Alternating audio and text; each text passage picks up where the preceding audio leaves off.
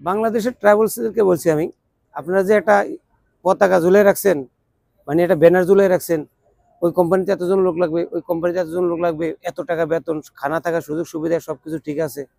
আপনি কি দেশে এসে দেখে গেছেন যে দেশের কোম্পানিগুলো কাজ ঠিক মতো দিচ্ছে কিনা? প্রবাসীরা যে গেস্ট হাউসের পুরুষের কামড় খেয়ে তাদের যে কিস্তির চিন্তা যে স্টক করে মারা যাচ্ছে, আপনারা কি দেখতেছেন? আপনাদের এই ব্যবসা বন্ধ করেন, আপনাদের এই ব্যবসা বন্ধ করেন, গজব পড়বে আপনাদের ব্যবসার উপরে। আপনারা যে হালে মানুষকে অন্যায়ভাবে এই দেশে বিভিন্ন দেশে পাঠাচ্ছেন কাজের কথা বলে, সেই কাজগুলো তারা ঠিক মতো পাচ্ছে কিনা খোঁজখবর নিচ্ছেন? আপনাদের ঠিক মতো টাকা পয়সা ইনকাম করে আপনাদের পকেট বাড়ি করতেছেন।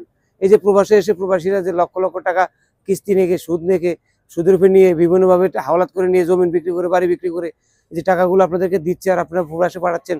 $350-400 বেতন, খানার টাকা আছে, এক্সট্রা টাকা আছে, ওভারটাইম আছে, বিএপি রুম। আপনারা কি একবার আসছেন? একবার এসে দেখে গেছেন? আর একটা লোকও মাল দিবে, কোনো প্রবাসী পাঠাইবেন না, মাল দিবে, কোনো কাজ নাই। কোম্পানির কথা বলে আপনার এদেশে আইন না লোকগুলারে কোম্পানিতে দেয় না, এবং গেস্ট হাউসে পড়ে যাচ্ছে। পাসপোর্ট ঠিক মতো পাইতেছে না, খানা পাইতেছে না, আইডি কার্ড পাইতেছে না, কোম্পানিও খুঁজে পাইতেছে না। আপনারা যদি নিজেরা আইন না এই দেশে কোম্পানির কাছে হাওয়াল করেন, তাহলে লোক এদেশে পাঠাবেন। আর না একটা লোক যদি এদেশে পাঠান, তাহলে আপনাদের বিচার আল্লাহ করবে, ধ্বংস হয়ে যাবেন আপনারা। এই সমস্ত ব্যবসা বন্ধ করেন। এই সমস্ত ব্যবসা বন্ধ করে যদি ভালো কোনো কাজ থাকে এগুলো করেন। মালদ্বীপে কোনো কাজ নেই, মালদ্বীপের কোনো কাজ নেই। মালদ্বীপের ফ্রি ভিসা তো আসবেই না কেউ, কোম্পানির নামেও আসবেন না কেউ, কোনো কাজ নাই, ভুয়া। আপনাদেরকে এখন ধোকা দিয়ে টাকা নিয়ে আপনাদেরকে এখন বিপদে ফেলাচ্ছে। বর্তমানে মালদ্বীপের কাজের অবস্থা খুব খারাপ, কাজের দামও কম। দাম বলতে এটাই বোঝায়, আগে যে কাজটা আমরা 6,000, 8,000, 10,000 রুপিয়া করতো, সেই কাজটা এখন 6,000, 5,000, 4,000, 3,000, 5,000 টাকাও কাজ এখন পাচ্ছে না। সেই জন্য ভিডিওটা বেশি বেশি শেয়ার করে দিবেন। বাংলাদেশ থেকে কোনো ট্রাভেলস একটা লোকও মালদ্বীপে পাঠাবেন না।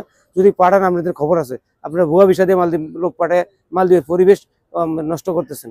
মালদ্বীপ ইমিগ্রেশন পুলিশ শুধু ধরতেছে এই জন্যই অবৈধ লোকগুলাকে, যারা কাজ পাচ্ছে না, গেস্ট হাউসে পড়ে আছে। গেস্ট হাউসের মানুষের আহাজারি দেখলে দুই চোখের পানি ধরে রাখা যায় না।